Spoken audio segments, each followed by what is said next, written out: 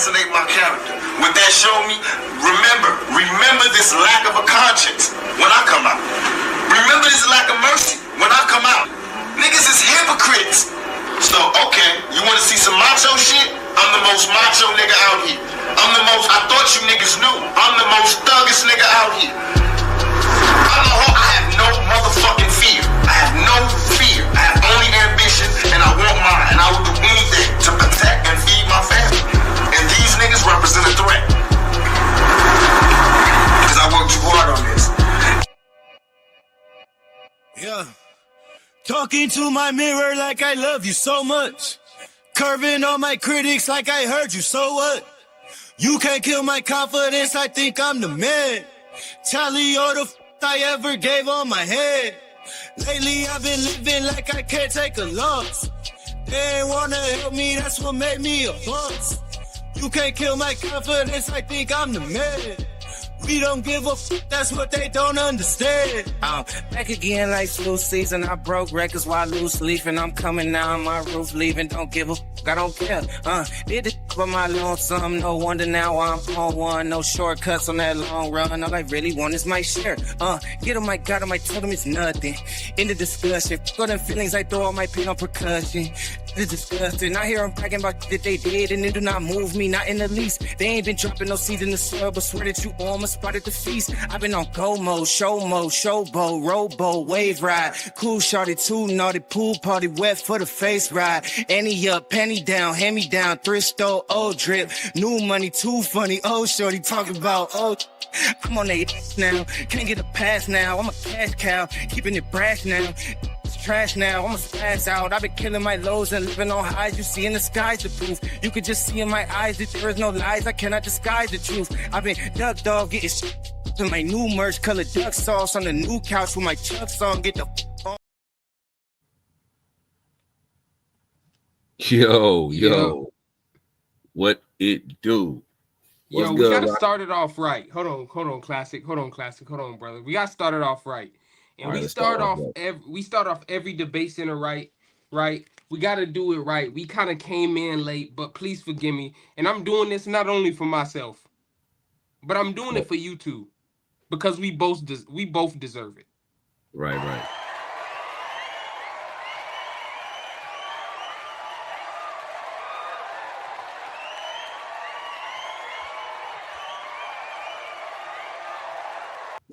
So, man, it's only right I start off with a round of applause. You know, we back again. With another installment, with another episode of Debate Center right here on Paradigm Shift TV 314, right? And you got me, you got your brother Culture here. And today we have a brother, he's a known face. He's a staple of the platform. He's a classic, right? He is for sure a classic. And by what we mean when we describe that adjective as classic, I'm sorry. Now, me being a young man, I would probably say he antique. I don't know. That's just because the age, because on the shelf, the age antique thing. I'd probably say the brother antique, right? But y'all know him. We got my brother Classic Craig right here. This is his first time showing up with us on Debate Center. The very first time Classic Craig has been on Debate Center. I'm going to drop a bomb, and then I'm going to move out the way so the brother can just say hey and say what's up to the people, man. Just say hey and say what's up to the people. Oh, man. Yo. Shout out to Rocky, man. You know, I had to do this for you, brother. I had to wear the Kings jersey, man. Just for you, bro. I had to do it. What's up, everybody? Ladies and gentlemen, boys and girls, this is Debate Center. This is the Rocky and Nobody Cares show. But I'm just a guest this time, man, coming in, rocking with Rocky, you know what I mean, a.k.a. Mr. Culture himself. We have a lot to discuss. It is Debate Mania. And boy, oh boy, it was a lot of things that's going on before it even kicked off, man. Bruh, we got so much to talk about. There's so much to discuss. There's so much to do right now, man. It's just a lot of things that's going on. Before Debate Mania even kicked off officially, we got the man in charge, Mr. Numero Uno, a.k.a. DMG, the poet, getting in the mix. getting it in with a classic historical debate, man. But it's so much we got to talk about, man. But Rocky, ain't you excited, bro? It is the beginning of debate mania. Ain't you excited about it, bro? Listen, man, it's outstanding. I gotta say, for me, right, somebody who's kind of like, and forgive my dog if y'all hear him in the background, he steady yapping. For me, it's like when you watch a boxing match and all the pre-fights are just as good as the main event. Right. It makes you sit down and actually watch it, right? So I'm excited about that. I think one thing you touched on, right, we got to highlight is we just had that debate with the OG. He want his beard to almost be as close to mine. It's not really on par with it, right? Yeah. I know he tries his best. He put the oils. He put the oils in the fruits and berries with the avocado oils. But I don't know what he do, right? But he try to get it like mine. I think he Beijing in it. I don't know what he doing. I don't know what he doing over there, right? But the brother had an outstanding performance. Like on a serious note, on a genuinely serious note, it was I don't want to say outclassed, but it was one of those times where Craig, and you may have had or experienced something like this. Have you ever had a conversation with somebody and like y'all may disagree, like totally like me and you kind of disagree on a few things, right? But Right. you can tell when they don't understand just the basis of what you're talking about. Like it's not, they don't even get the groundation of it. I've had it. I've had that multiple times. So yeah, I agree with it. I agree with you wholeheartedly. But before we dive in, Rocky, I want to give a shout out to King Hercules. I want to give a shout out to the main man all the way from Hawaii. Aloha. My man, the hit man, the government can't touch him, Vincent Muller. And I got to give a special shout out to the one that'll knock you unconscious, but bring you back to consciousness, Miss Heyru Consciousness. I got to give a shout out to her. And, thanks for y'all for coming through. Thank y'all for coming through. And everybody else who's watching, I thank y'all for coming through also. Word, peace to the comment section. We really appreciate the love. We appreciate y'all could have been spending y'all time anywhere else, doing anything else, and instead y'all spending y'all time listening to us. Yeah.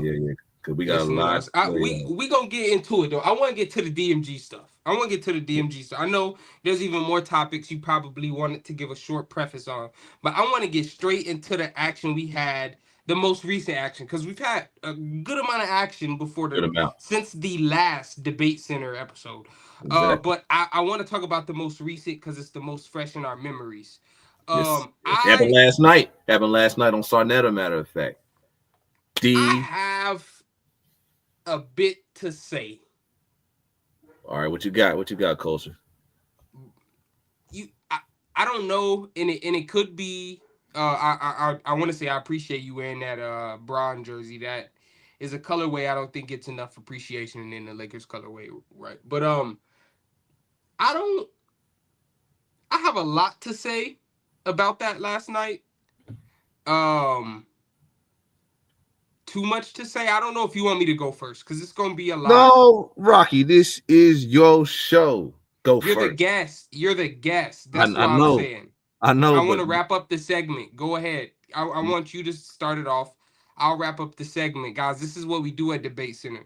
All we show is love, bro. All we show is love. So we wrap up the segment. We let our guests go first. I want you to go first, and we might have another special guest.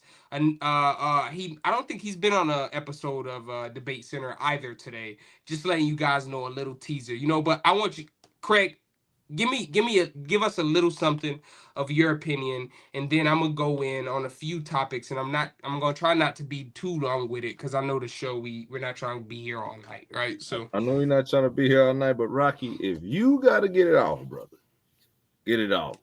Like, I'm just saying, but if I'll take it. But I just know when you got your mindset on something, bro, it gotta come out. Sure. All right. Since the brother asked me, since the brother asked me, right? So I want to start off because I was interested in this for numerous reasons. I am not I at surface level, I wasn't familiar with black existentialism, although a lot of my favorite black authors, modern and postmodern, um deal with black existentialism in their work. For example, some of my favorite books by James Baldwin, you got Go Tell It to the Mountain. A lot of people feel questionable about that, but I consume literature. I'm a lover of literature, right? Regardless of what's in it. Richard Wright, Invisible Sun, Frantz Fanon, who is probably one of my favorite writers in that space. Right, Rescue of the Earth is one of my favorite books ever. It came at a time in my life as a teenager where I was trying to understand the world around me and my kind of role and relationship with it in Georgia, where you will face where how can I say the community has a way of reminding you that you're black when you leave your house just thinking that you're a man and that you're human, right? So that book played very very it was very important in me and my understanding of why kind of we act the way we do from his perspective, and how he saw how people in our conditions interact with the world around them. So my um so I say that to say I'm probably what you would describe as a black existentialist, um after watching debate and doing a little reading of it. Now, any basic understanding of any, philosophical concept we're talking about relating to specifically to the section of Black Studies, African American Studies, whatever you want to call it. Pan-Africanism is an umbrella term that we use to encompass a lot. And I feel like this is missed. And I'm going on a roundabout way of explaining, right? But it was a lot on that debate, and I was very disappointed by JJ. Right, so Pan Africanism is an umbrella term, a blanket term that we use to describe a particular philosophy about, to put it in the most rudimentary context, essentially unity with the continent and us in the diaspora, and that goes into sociological context, how we talk, interact with each other, how we think, how we speak, how we spend our money economically, and even goes down to how we name our children. A lot of times we participate in Pan-Africanism, in the sociological context, and don't realize what we're doing is actually something that would be considered under the umbrella of Pan-Africanism, as in it is not directly an act of what you may consider Pan-Africanism, but it is an offshoot, a result of that necessitates a look back at Pan-Africanism because of where we are. You look at that, you talk about the idea, right now I'm going on JJ's topics, right? I wanted to start out with the first round, but it was so crazy. I got to. You deal with the idea of black collectivism and the idea of how black collectivism kind of reaches a crossroads of intersectionality in Pan-Africanism, because that's kind of what JJ was touching on, that intersectionality in Pan-Africanism, when you deal with the different contexts and different umbrellas of Pan-Africanism, which to me was quite ironic because Black existentialist thought is some of the foundational thought pieces of Pan-Africanism. Black existentialist thought is very important. I think the chasm, the split between Du Bois or W.E.B. Du Bois and Garvey was greatly mischaracterized in JJ's argumentation. And to me, he didn't touch on enough details in their split, trying to contrast Black existentialism, because specifically for the sole reason that DMG was using him as one of his foremost, as some he referenced him a lot, right, in his rounds. I could tell that JJ wasn't familiar with with Dubois' work, right? Most of us that have been educated in a public education system in the United States, I would hope all of us at least knows his name. Not all of us has read his work, right? I can listen to I listen to JJ. I can tell he's never read his work. He's familiar with him in name and name only, in the idea of what he has done and has not done. Too often in Black history, a lot of our heroes are defined by what they have not done or what they have done in a negative sense. And a lot of the times it's not heinous stuff. So I want to put that out there too. And then my biggest heartbreak was the continual bringing up. Okay, so I have a big letdown and a big heartbreak. A big letdown was the not actually knowing who Frantz Fanon was. We're gonna refute someone who's referencing his work in regarding this specific topic. I would assume DMG was referencing Wretched of the Earth and what was written inside of Wretched of the Earth, kind of in the context of the debate more so, but put that specific work of Frantz Fanon aside because he also had a couple other great works. JJ wasn't familiar with who the man was at all, and he seemed to describe him as a white man, which was extremely sloppy. It showed a lack of preparation and, to me, a lack of care or respect for the person you're debating against, because to me, I'm going to prepare to my utmost if I'm going against someone I have respect for. If I don't have any respect for him, I'm not going to prepare, right? I'm not going to take it seriously, right? I'm going to do some Adrian Bronner style stuff where I don't prepare, I don't train until 2 weeks before the fight. And before those 2 weeks, I've been drinking all night. I'm not saying the brother was under the influence of that. I'm just giving that example in the context of this. He was not prepared at all. He had no idea what he was talking about. When you're not familiar with the ideas of some of the foremost prominent black existentialist writers and thinkers. My heartbreak, right? That was my letdown, but my biggest heartbreak was when we continue to refer and minimize James Baldwin only to a gay writer or poet. One thing I want to say is, while James Baldwin may have written some poetry, he is known for his novels and his essays. James Baldwin is a renowned essayist and he was a renowned essayist and an outstandingly skilled orator.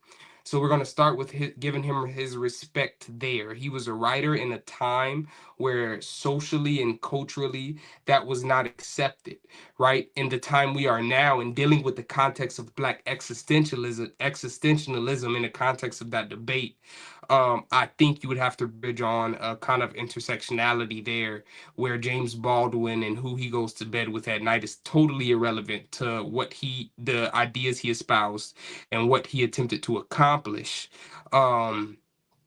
So I totally condemn him. It is extremely disrespectful to me, who I see James Baldwin as one of the finest writers of the 20th century. Of the 20th century, probably top 5 writer for me ever of all writers. I tend to give, Black authors, because I can relate to the work more and understand what they're talking about better, a bit more of a bump in that regard. But James Baldwin to me is one of the best to ever approach a pen. So I was saddened by that, because I know he has not read any of James Baldwin's stuff. Because if he's read any of James Baldwin or was familiar with any of James Baldwin's work, he would know James Baldwin, whatever his sexuality was, had more courage in the tip of the pencil he was writing with than that brother could ever surmise. And that's what I'll say on JJ. Regarding DMG, regarding his work, I want it to be as unbiased as possible, but because JJ did so bad, it jaded my unbiasedness. it was kind of hard for me to focus on what DMG was arguing, because when I hear the redundancy of who he is debating, it was like we're talking about the same thing over and over, and you're ignoring the points the man said. Um, I do like how he made sure it was understood that collectivism and black existentialism, while they are two different labels, one doesn't necessarily exclude the other. In fact, you can argue that one necessitates the other. And that's what I'll say on the debate. I think DMG did his thing. He came and did what he had to do. Really, the onus was on JJ. All DMG really had to do was read the definitions and make sure the audience understood what he was talking about when you're talking about the topic of the debate. And that's where I'll leave it. Well, you know What do you gentlemen think? Well, but I gotta say this. What's up, nobody? Shout out to Nobody Cares. You know what I'm saying? Trust and believe the gospel. But I gotta say this though. First off, ladies and gentlemen, boys and girls, this guy right here is Rocky, aka Culture, the Stephen A of the debate world. This man right here gave such a ferocious breakdown in the most politest way possible, but in the most aggressive way possible. It was a total balance. I had to sit back and watch the master work. Y'all gonna put some respect on Rocky name. But I have to say this though. That debate was on Sarnetta. I watched the whole debate. You know what I'm saying? I feel like people are too busy paying attention to DMG's beard. I mean, guys and ladies, but mainly the guys. I was like, what the heck y'all doing? But that was weird anyway. I guess they want to have a beard or something like that too. But check this out, though. One of the things I did notice that was a problem, most individuals did not understand what Black existentialism was when DMG explained it. And that bothered me a little bit because the brother did a very excellent job executing his argument, executing his point, allowing people to understand what was going on in the mind of someone who has that type of philosophical ideology, right? And there was murder in the word ideology last night. Autoology. I was hearing all that last night. But it's all right, though. Some people got speech impediments or just can't pronounce syllables correctly. But I just have to say this, though. So in the basis of it all, it is a philosophical discipline. But just to keep it short, right? To be a Black existentialist, right? It's all about working with your fellow Black man in the name of unity, advancing forward for Black people, by Black people. It's just unity in general. So a Black existentialist can work with a Pan-African, a Black Hebrew Israelite. And I'm sorry to interrupt you, Craig. I just want to add to that. I feel some type of way about that shit, bro. I'm sorry. I gotta add to that. Excuse me. Go ahead. My scene was. I want to say, and it's gonna build. I'm saying, get out your way real quick. The fact that you just kind of summed it up and surmised Black what you can say is a part of Black existentialism in that way shows me not only are we dealing with an audience, not only are we potentially dealing with an audience that's remedial. All respect to them, all respect and love to them. You wanted me to keep it a buck, I'm gonna keep it a buck. I'm sorry. Listen, go ahead, Rocky. Go ahead. Listen, but the way you just described that, you just talked about unity. We talked about his opponent was focused on collectivism, not understanding how they okay, I'm sorry. I'm gonna get out your way. Go ahead, brother. We got DMG in the back, by the way. Peace to nobody. All love, big bro. I'm gonna add DMG to the stage. Keep going, Craig. But I'm just saying, you kind of got me off guard right there, Rocky. Hold up, you got me off guard. But I just have to say, the brother DMG, the poet, did an excellent job, right? Because basically Black existentialism in a nutshell is working with other Black folk. It doesn't matter if you're a Black atheist, a Black Hebrew Israelite, FOI, as long as you're with Black people, as long as you're moving forward with unity, as long as you're actually able to cast aside your ideology and actually come together as a collective whole for the benefit of Black people, for Black people, you do it. Like, for example, you have to look at Paradigm Shift TV 314, right? It made me look at DMG a little bit more differently because he modeled the channel after Black existentialism, right? Now, I noticed last night, JJ And God bless JJ. God bless JJ. Give a hand for JJ. Hey, no, ain't no God bless JJ. Hold on. Okay, check it out. I noticed he tried to say, well, the brother's Christian. The brother is a Christian. It doesn't matter if you're a Christian, if you're a black existentialist, because he's not letting his religion get in the way of working and elevating other black folk. You see what I'm saying? And the brother DMG the poet does it every time when he come on the channel, when he does what he does in real life. It was what it was. So he did a flawless performance last night on Sarnetta, breaking it down to not only to an opponent who did not understand what was going on, but to a crowd who was very much so biased and not understanding what this discipline was that DMG practiced. But before that, before this guy talk, I have to do this, right? And of course, this is your show, Rocky, but I got to give this man his flowers. Hold on, Craig. DMG can't come in. Yeah, the brother's eager. I know it's your platform. It is what it is, big dog. It is what it is. You can't come in yet. I got something. I got a special slot for you. I got a special slot for you. I didn't even want to get added. Y'all added me without even talking to a brother. So go ahead. I'm good. Hey, shout out to everybody. Peace. What's good? What's good? No, what's good, nobody. Yeah, man. Sure. I think the debate was a good showcase for people like JJ and them who say that, you know, won't nobody get in the ring and get in the ring now.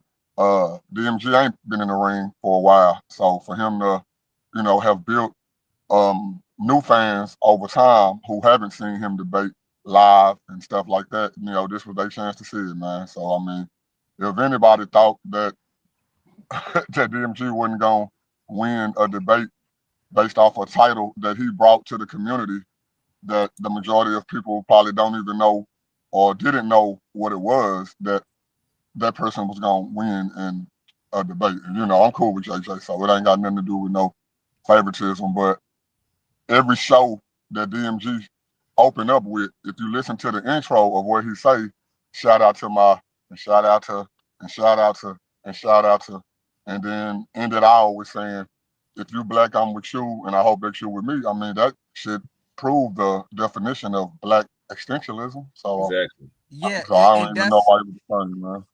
That's a great point. Welcome back, nobody. We haven't had you on an episode of Debate Center. I know we've been busy, but that's my big bro, nobody right there. The man sound like an AI generated voice. I had to see his face on camera to make sure he was a real person. I thought he was an AI character DMG created to agree with him all the time. If I'm being honest with y'all, I thought DMG created him. I know, look, because he good with the thumbnails. So I thought DMG created him, man. Hey, check it out. Man. Nobody's a real person. Nobody's a real person. I met him myself. The dude hopped out the car with some red Air Force Ones. Now, wild as hell to hop out of the car with some red, all solid red Air Force Ones. But I just gotta say, nobody is real as hell. You know what I'm saying? He was a cool dude, cool brother, tall as hell. He looked like Snoop Dogg, long lost brother. But you know, cool dude. Red Air Force Ones, audience, shout out to y'all. Shout out to the chat. I see you shouting me out, Vincent. Peace to you, bro.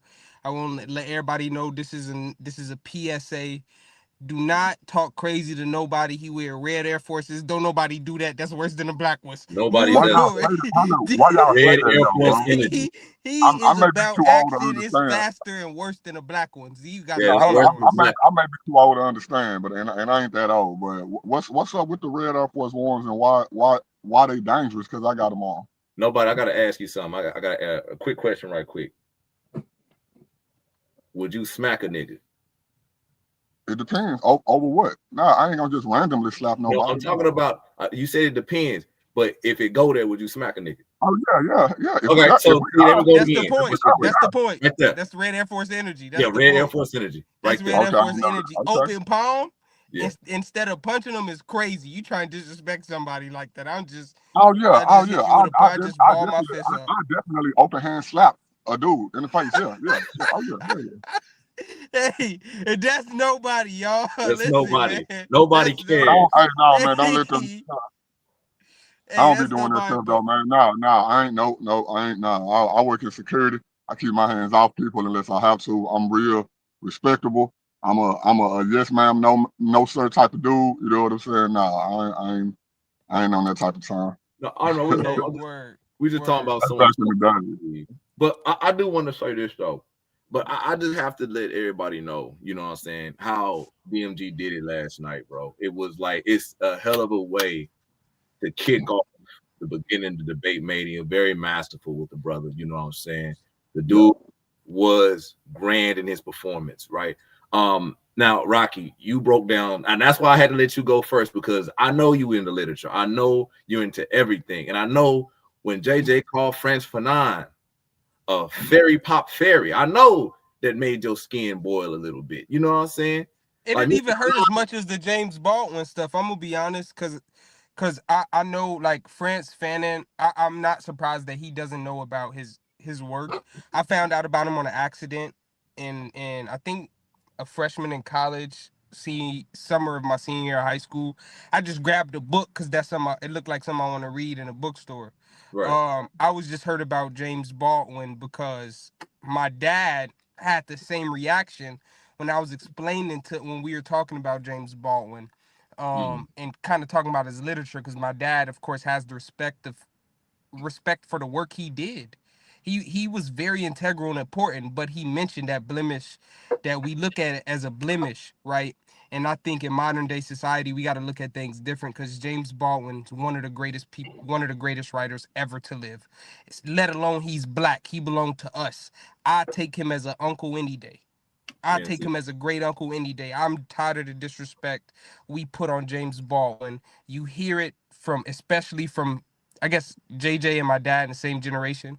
You hear it from that generation often, and that's what hurts. Frantz Fanon wasn't surprising. That's not surprising. I know a lot of people haven't read of him. They know about the idea of what Frantz Fanon wrote about. Interesting fact, IRA, the Irish, used Frantz Fanon. They got inspiration from him during some, so I just DMG, something nice to look at. On one of the editions of Wretched of the Earth, they write about it in the introduction, about the some Irish liberation people that read that Wretched of the Earth book. So yeah. Nice. Side note. But yeah, I want you to come in, DMG. We got you here, brother. Right? We Hold got you up. here. I'm I rambling. gotta introduce DMG. You know what I'm saying? You always gotta give this man his flowers. I gotta give the man his introduction. But before that, I had to do this. So, ladies and gentlemen, boys and girls, I gotta introduce a special guest right here.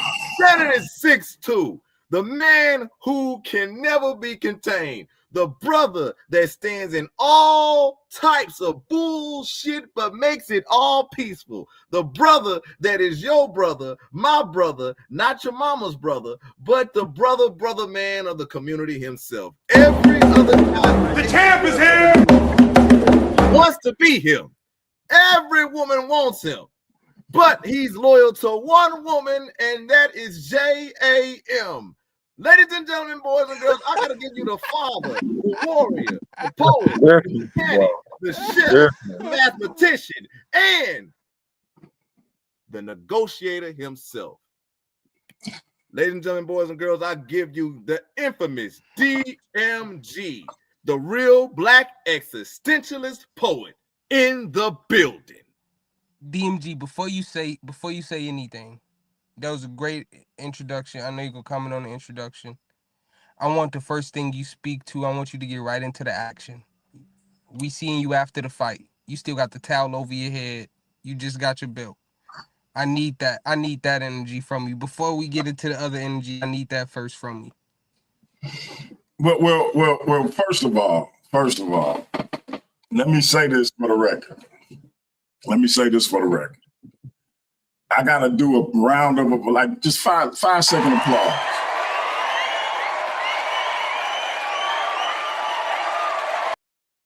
For this young, profound brother that we have here on Paradigm Shift by the name of Rocky, aka Culture. I ain't gonna say his real name because them names is just a wee bit cooler. But I can relate to that because I ain't gonna say my real name either, even though some of y'all already know it. But shout out to this young man for being able to comprehend what it means to be a Black existentialist, what it means to read the works of James Baldwin and Franz Fanon, and a man that's old enough to be his father not having that same comprehension, understanding, or discernment. It's a testament to Rocky that at his young age, and even younger than what he was now when he discovered it, that he was able to grasp what it was, relate to it, articulate it, and actually put it into action, while we have somebody who is on the brink of senior citizenship completely ignorant of it. So I wanted to say that first. But let's just talk about it. Listen, I ain't here to pat myself on the back. JJ got that work. I'm talking Mark Henry, somebody gonna get their AWS whooped type work. And I knew he would. Shout out to my man, A1. A1 had me under the guise that JJ was just acting. But something in the back of my head told me, nah, he's serious. And like, just to show y'all how the mighty have fallen, my man ain't even had no slide presentation. He didn't have no information. He rambled all night. He was having a completely different debate than what I was. I think I proved what it was I set out to prove. I dispelled everything he put up. He said Franz Fanon was a white man. Dispel that. He said Franz Fanon was a weak pop or whatever characterization he tried to put on him. I showed that Franz Fanon was known as the apostle of violence. You did. He tried to. And bitch, Jake. How you want to? I appreciate it. Listen, he tried to say that James Baldwin should basically be disregarded because of his sexual orientation. But as I stated, the things that James Baldwin put forth as it relates to our people still remain right and exact, still remain true. When James Baldwin said to be a Negro in America and be relatively conscious is to be in an almost constant state of rage, it was true then and it's true now. Where he put his penis is irrelevant to the fact that what he said was true. So the ignorance of somebody to try to put that forward as if we're supposed to disregard this great Africana critical thinker because of his sexual preference is one of the stupidest things I've ever heard in my entire 48 years of life. And so I think what we were able to see in last night's lesson, because it wasn't a debate, let's be real, it was a lesson. I taught the brother and he refused to take the L, as in the lesson and the loss.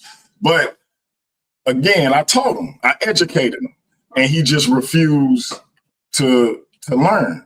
What we found out last night is the level of ignorance we have in this community. See, now what was revealed is, by the fact that he got a single vote, what was revealed is this community is sick because we take personality with ignorance over actual education. I hate to interrupt you. Let me say what it go ahead. What I see. What I see is the state of America, the state of Black America in this microcosm as a community. The average reading level of an American today is 6th grade reading level. That's the average reading level of an adult in America today. I don't know what it is specifically with Black people, but that tells me that when you're having a conversation about existentialism in general, just that topic, just that lane of philosophy, take the philosophical aspect out, take that out. When you're talking about books that deal with complex sociological situations and how that impacts us in our psychologically how we view the world, which causes us to interact with each other in ways that seem to others crazy. Wretched of the earth is what I'm talking about, right? He probably can't comprehend something like that. That at would all. probably go beyond based on that conversation you had. And no disrespect to the people that voted for him, but for them to not understand the discussion, to me, would say the same thing. A book like that will probably be, they probably will pick it up, maybe be able to read the words and have no idea what he's saying. Hey, here's what I have to say to everybody that voted for JJ. Because, hey, shout out to my man Rocky. He is class personified. I'm saying, like, shade to him, disrespect to him, because in order for you to vote for JJ in that debate, you would have to be absurdly unintelligent. Absurdly unintelligent. That's where you have to be nice, though, right? That's where you have to. Where you have to kind of I'm gonna tell you. I'm gonna tell you why I can't get them no grace, because these is adults. I did several things that I said anybody can look up what I'm saying. Like, all it takes is a simple Google search. When he said Malcolm X and the Black Panthers didn't follow existentialism, I Googled it. Literally Googled it and read what it says. So while we know it's ignorance out here, nobody has an excuse to stay ignorant, because we have information available to us at our fingertips. So if we really want to know something, if we don't have an agenda and we really want to know something, all we got to do is look it up. And so do you think that, no, but this is what I'm saying though, right? Because for me, right, when you first told me about Black existentialism, I'm sorry to cut you off, right? This is my show, baby. This is my show. Listen, understand me, OG. Listen. You're good. Once you first told me about Black existentialism, and we have another guest in the building, we're gonna get to him a little later. But when you told me about Black existentialism, probably a year ago, probably maybe even longer ago, in a discussion, I could tell beyond there not being slides, but you can tell like kind of the comprehension level of who you're dealing with when they say things like the Black Panthers and Malcolm X wouldn't have been, when that's exactly, you get what I'm saying? That's bro. That's when it's like when you lose the basis of the conversation, and it no longer becomes a conversation. It becomes a teaching moment, and then you kind of get condescending just based on, I realize you don't even know what the fuck I'm talking about, so I'm gonna have to talk down to you for you to pick up on what I'm talking about. And when you talk down, you got to talk lower because he couldn't. It's difficult. Yeah.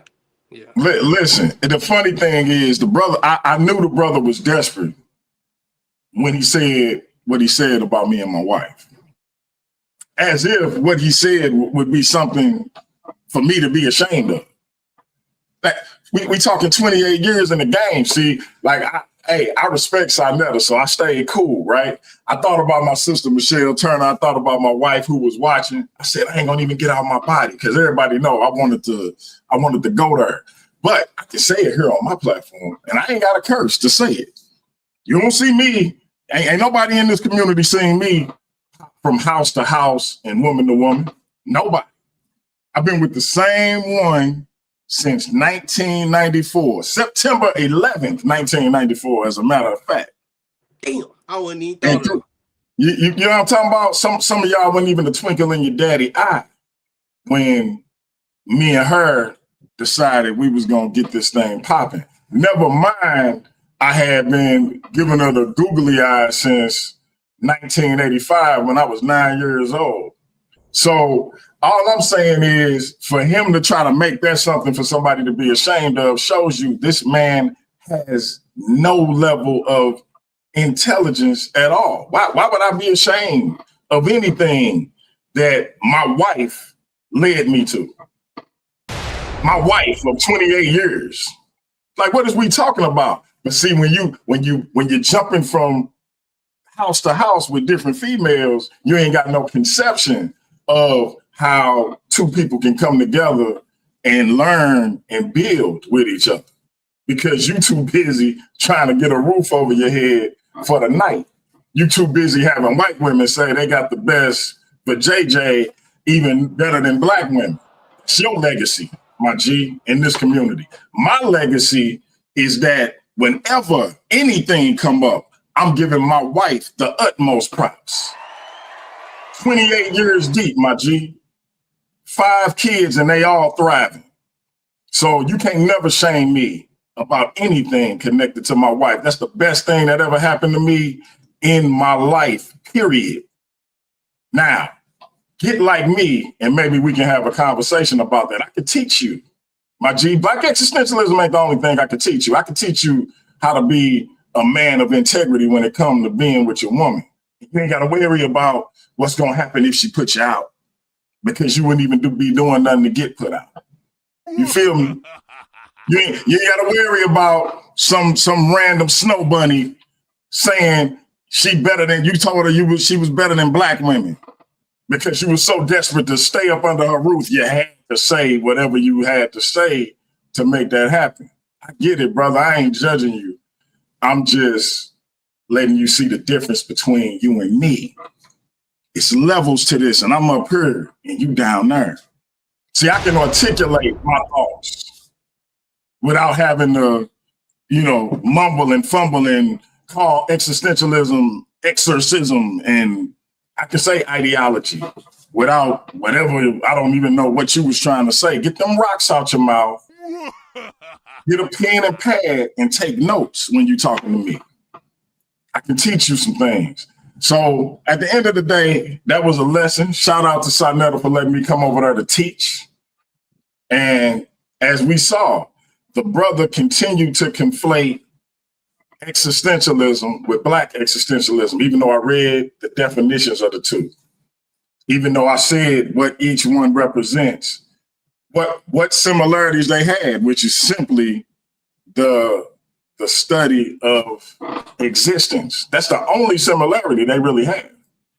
But he continued to conflate those two because, again, he is ignorant of any basic understanding of what it was I was trying to put forth.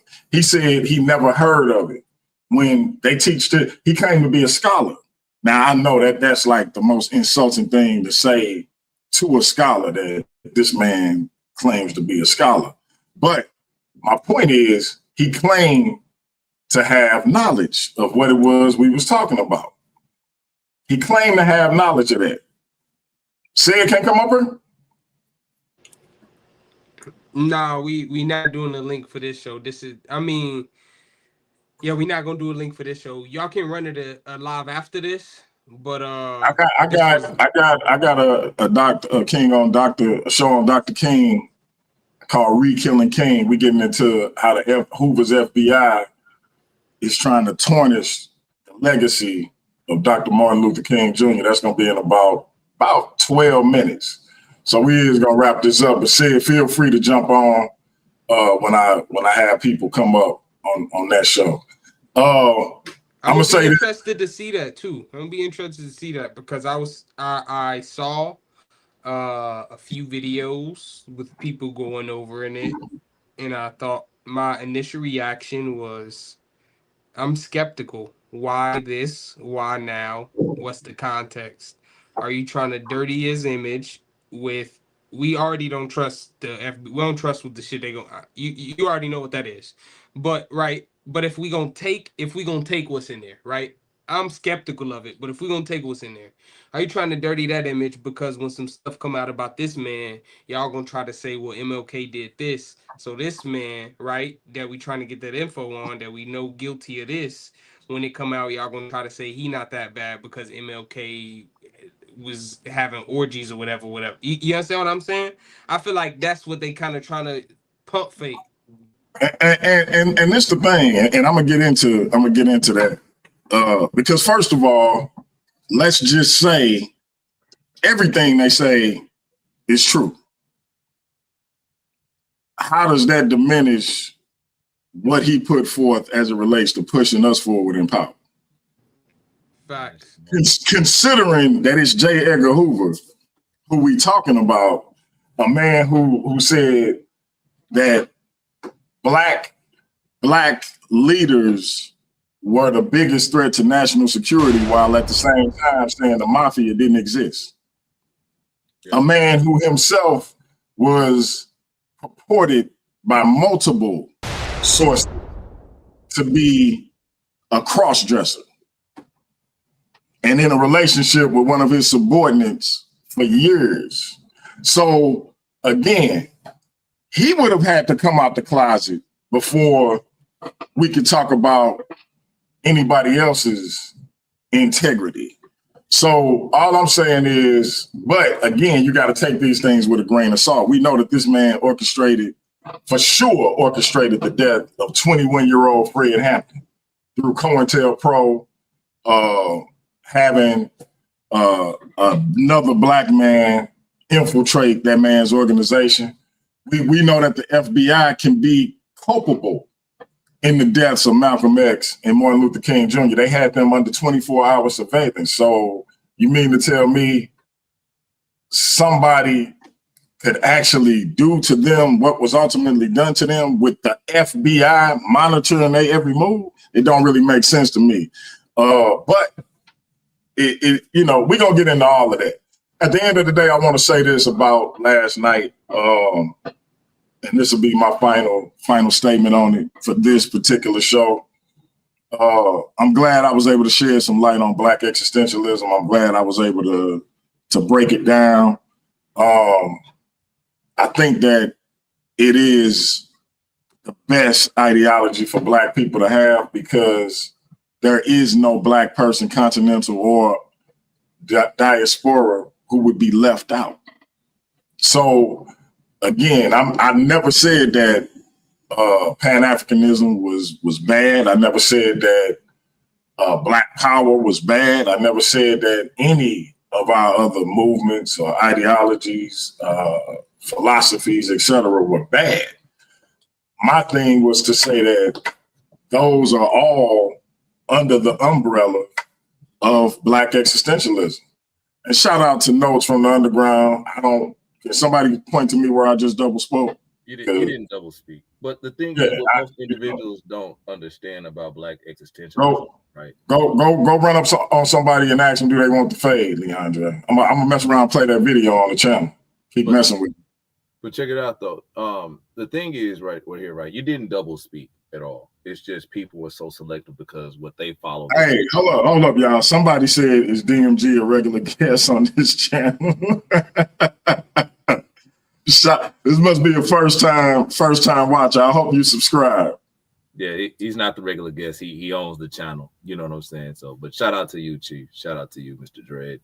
But yeah, it's just the wild thing was, and this is the thing that I feel like you and Rocky didn't really see, but I noticed this, right?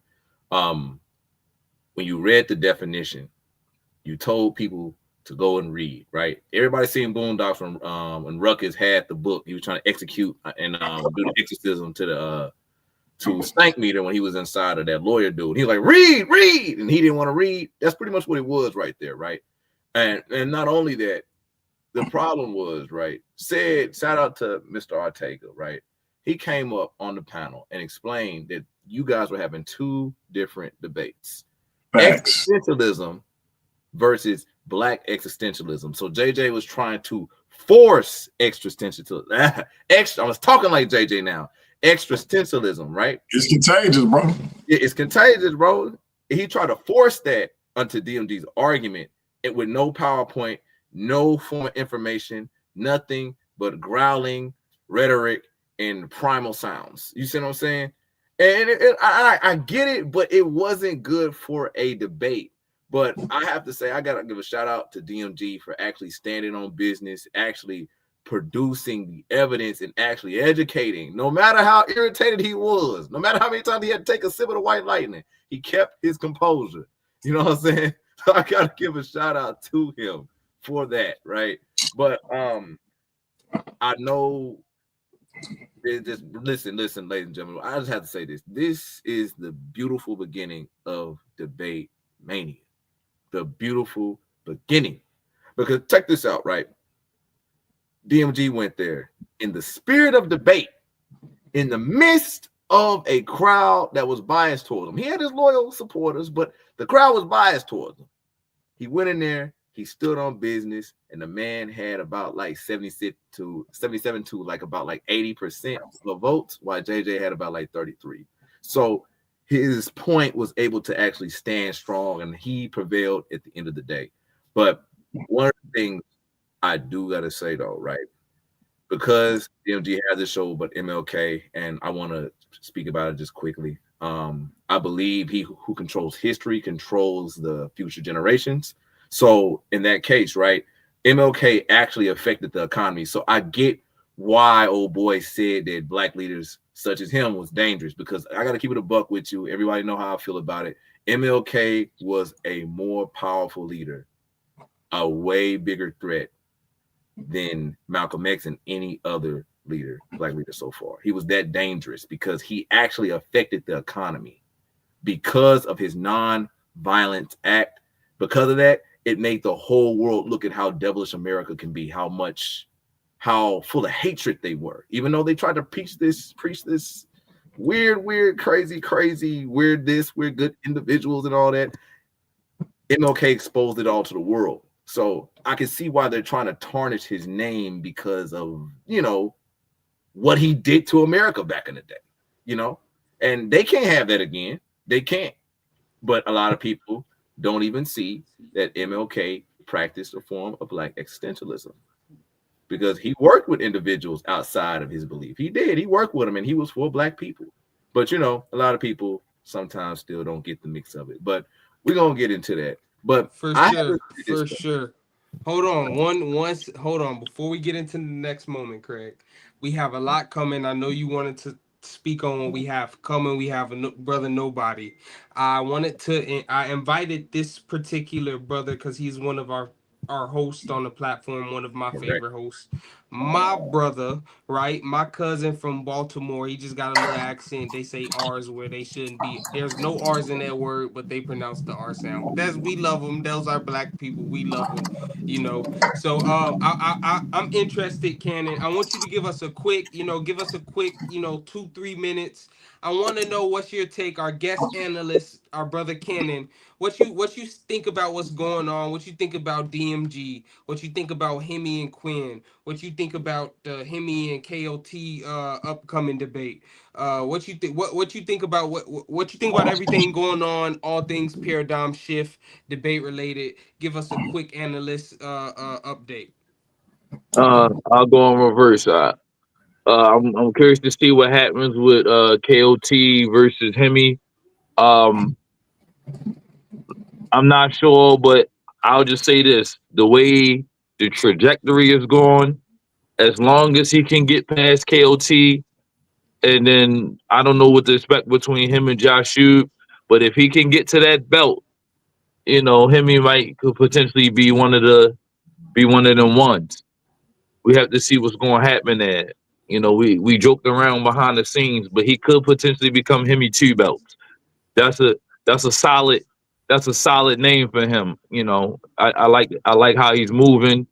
KOT, I'm not too familiar with him, so I'm looking to see him put on a good show, a clear debate, depending on how he moves. He got past what was that, Michael Everett. That was an upset for a lot of people, but he did what he needed to do. He got the job done. I seen Hemi also come off that victory from Quinn. Quinn did an excellent job. He squeaked by in that.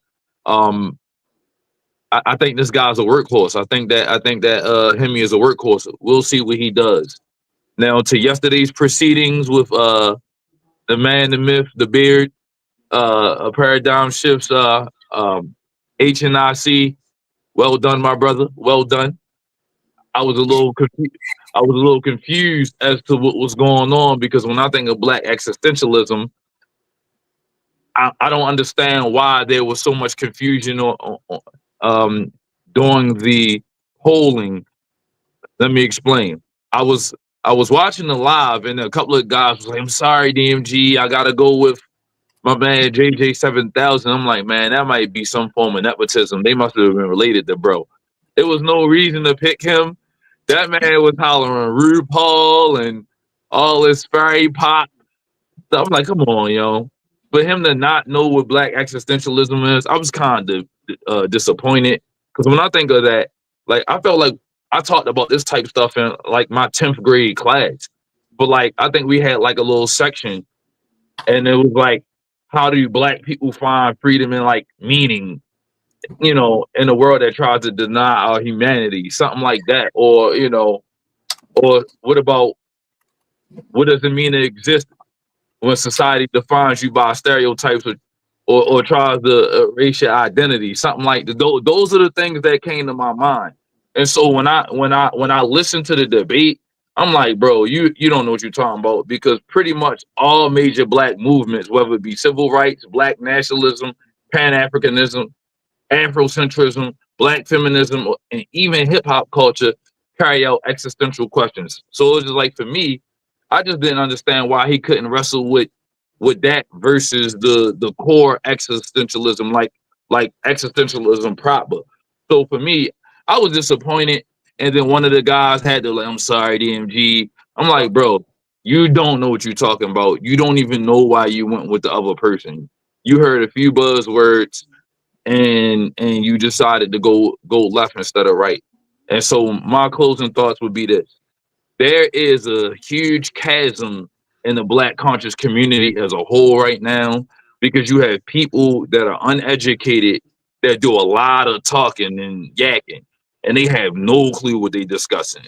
They're just saying things unchecked. That and I think that's a problem in our community when you have people that have so much opinions but not enough education. Somebody said it early on the show while I was listening. There is a comprehension issue. And then if we do the statistics, the average black person definitely does only read on like a 6th grade level. So these are the people, these are the leaders. They've been in the game 30 years and they still don't know what they're talking about. These are the rejects that didn't get the job done when it was their time. And I think it's time for some of them to retire and take a step back, because the next generation is way more intelligent, way more professional. Yesterday, I mean, he might as well had a do-rag on, a black and mild, and a cup of Hennessy, because, I mean, he wasn't doing anything. So I'm going to leave it with that. But I'm sorry, I just got to be a straight shooter, and I was disappointed in his. I thought he was going to at least say the word right at least 5 times. To openly say, I can't say the word, but I can spell it, lets me know that you didn't even know the word a month ago. So just like, there's no reason for you to, hey man, he might feel some type of way and probably have something to say later, but I'm just saying, you did a terrible job, my guy. You failed. You didn't even, it wasn't even close. Word. Hey, D. Real quick. Hey, D, the brother was way out of his depth. No matter how many times I told him, you're not talking about what I'm talking about. I'm talking about before we even got to Sinetta Channel. He could not. Man. I'm like, JJ, you not talk. I tried to help him because I'm going to tell y'all something. Before the debate, before he mentioned my wife, I actually felt sorry for him. I'm not lying. A1, shout out to the Bar Reloaded. Shout out to the Barbarian Queen. A1 actually in that chat made me say, all right, let me stop feeling sorry for him, because A1 convinced me that he know what you're talking about. That's a tactic. A1, my brother, I'm sorry you was incorrect. He did not know what he was talking about. Mm-hmm. He had no clue what he was talking about. Like it was terrible. It was like if that was in the Versus series, I'd have called it. Like if he was in the Versus series against somebody else, say he was against Rocky or yourself, I would have called, hey, this is over. This is over. There is no, like, it's done. Yeah, you wasting everybody time. It's disrespectful. It's disrespectful to your opponent. Yeah, this is a win by default. I didn't even see no presentation. Yo was quoting, yo was reading random stuff on social media. On Google. I'm like, come on, man. This not this. Wasn't I did not reading. expect this from you. Like you did all this running around saying you were running, and he was unprepared. He wasn't even reading Come random. on, come on, yo. You didn't have no He presentation. was just basically making up stuff as he go. As he, It was yeah, bad. he was It was he bad. was free. Because I'm gonna give you an example. So he Y'all watch changed it JJ from. channel. JJ already showed half the stuff on his channel 20 times way before we even had that debate. So he was gonna be off topic the way that he was, even if you just saw the stuff that he was presenting anyway. I'm talking about like way before the debate. Y'all know how JJ is. You know, he'll go on his channel and just go do rants and all this stuff and pull up all everything that he, you know what I'm saying? He did the same thing. But he He didn't didn't do have that. nobody sparring with him. Nobody sparred with him to let him know, like, bro, you know you Nah, off topic, right? And then for nah, his man to get on the show and be like, yeah, DMG, you lost. I'm like, bro, if you didn't know he was off topic and you got people voting for you, they either voted because they felt sorry for you or they genuinely don't know what they talking about. And I I'm get the Word, sorry poll. I word. ain't to But even be get in the hey, your poll. hold 50s and on, not know hold this. on, y'all. I want y'all How to did the check this poll out. see? Check this out. Check this out. Check this How did out. the poll see? What was the number on DMG the poll? It was like 73-38 or something. But DMG won, right? No, of course. Okay, okay. Hey, hold on, Rocky has something to say. What up, Rocky? What you got? Nah, DMG got a show coming up. I want to get us moved along. It's an hour and 6. And listen. I just so happen to do the honey with the toe trick like that, brother DMG. Yeah, listen. I got business I gotta attend to. It's about 9:30. It's coming up soon. Listen, I gotta fold something up like a blanket on laundry day. So listen to Hey, me. Rocky. What's up? What's up? So Hey, check this out. if pretty feet belong, and I'm gonna leave it at that. I'm gonna leave it at that. Yeah. If you're white, Understood. put them in your mouth. That's some talk. Listen. On a serious note, though, I want to talk about what we have coming up because we're about to shut this down. We are at the hour and 7 mark, and that's a pretty lengthy show for Debate Mania. I mean, for Debate Center in general. Speaking of Debate Mania, we have Debate Mania coming up with the main event being Pan versus Haru. That's the big event. That's the Pan-Africanist debate. That's the big debate everybody's looking for. Me, myself, I'm a Pan-Africanist, outspoken. If you debate me against it, I'm going to say you're crazy. I am. It is what it is. I am what I am. What I'm not, I cannot be. So that's what we got coming. I'm so excited for that Pan Haru debate. We also have You got King Seth versus nobody, bro. King Seth versus nobody. The 60 versus the former blood, man. This is historic. Nobody got to talk about that, man. What's y'all topic, bro? Hey, don't get to talking about 60s versus Bloods. Leandre in the chat, his mouth might start watering. Even though, as a Crip himself, he feel like Charlie Kirk bringing up gang violence when somebody asks him about mass shooting is okay. I would think he'd try to stay away from that being a Crip. But go ahead. Hey, I'm gonna go over to my joint.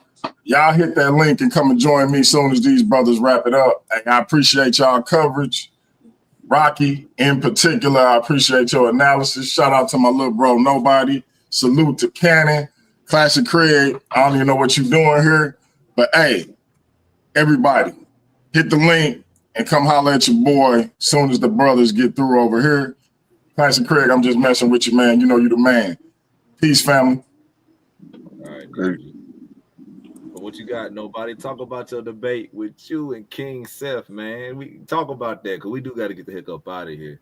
And yeah, well, man, y'all heard most of my trash when I get interviewed. I guess by my little bro, Culture. I guess he gonna interview us or probably do the face off. Maybe Craig might do it. But yeah, bro, it's gonna be cool, man. We got the debate. We're talking about is Christianity positive or negative for the black community? You know, so you already know me, man. I don't debate nothing but Bible topics and stuff like that, bro. I've already had a debate similar like this when I was debating Captain K on, what's better for the black community, Christianity or Black Hebrew Israelism. You know what I'm saying? And of course, I blew him out the water. So it's pretty much the same information that anybody can find in history, bro. The debate was over before it even started, bro. But we're gonna have fun. I'm gonna knock them around a little bit, bro, and leave it at that. That's gonna be a heck of a debate. I can't wait. Two of my Shout partners. out to the bro King said, bro. Yeah, this Two of my Texas partners. Two of the OG King self versus the OG nobody. You know what I'm saying? From two different worlds, from two different lanes. Dallas versus Houston. You know what I'm saying? So I can't wait to see how this goes down. And I can't paint my closet red, Miss Michelle. That's against my affiliation. But, you know, I'm not going to go into that too deeply. But I would like to say this, right? Yo, I know we didn't get a chance to get into it too deeply today. You know, of course, this is Rocky's show, and I was just a guest. But I will be back. I will be back so we can get through it before Debate Mania takes place, before it starts, because we have a lot to talk about. I knew Rocky was just on the edge of his seat, shaking because he had to get it out. I knew he did. He was trying to be modest, but I knew he had a lot to get out. But I'm gonna let you. It's your show, Rocky. I'm gonna let you end it, brother. It's all you, fam. Oh yeah, man. Yeah. So we just wanted to come in and do a quick coverage for you guys and let you know what's coming up. I want to end this. I appreciate the closing out. I'm gonna go ahead and close this show out. And I want to make sure I do this because I know this particular brother enjoys getting the last word. He probably gonna message me on Messenger to make sure he get the last word. But I want to say, Leandre, you need to eat some peanut butter sandwiches or drink a weight gainer shake, my man, because it looked like you starving out here for real. Put the skin bleaching cream down, because you know what it is. We in the show. We out of here. We out of here. Peace to y'all. Peace, peace.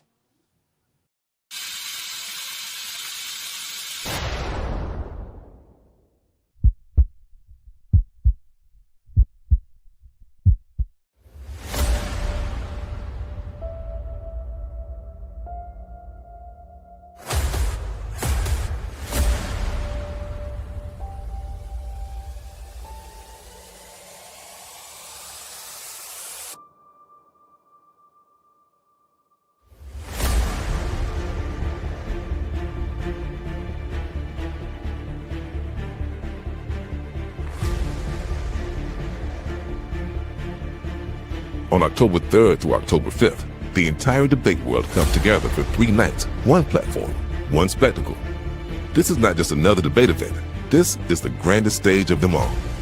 Debate Mania is the premier event in the debate community, the Super Bowl of intellect, the WrestleMania of words. The brightest minds, the fiercest rivalries, the biggest stakes. Here, champions are made, legacies are written, and only the sharpest minds survive. Debate Mania is the grandest stage of intellect. 2 voices, 2 visions, 1 destiny. For generations, the fight for black liberation has taken many forms. But at Debate Mania, the battle is not fought with fists. It is fought with ideas. In one corner, the pseudo-Hunter Hayru conscious, a fearless atheist, a relentless skeptic. He believes Pan-Africanism is an outdated ideology. And at Debate Mania, she plans to prove it. But standing in his way is the champion, the defender of the people, the voice of pride, power, and Pan-African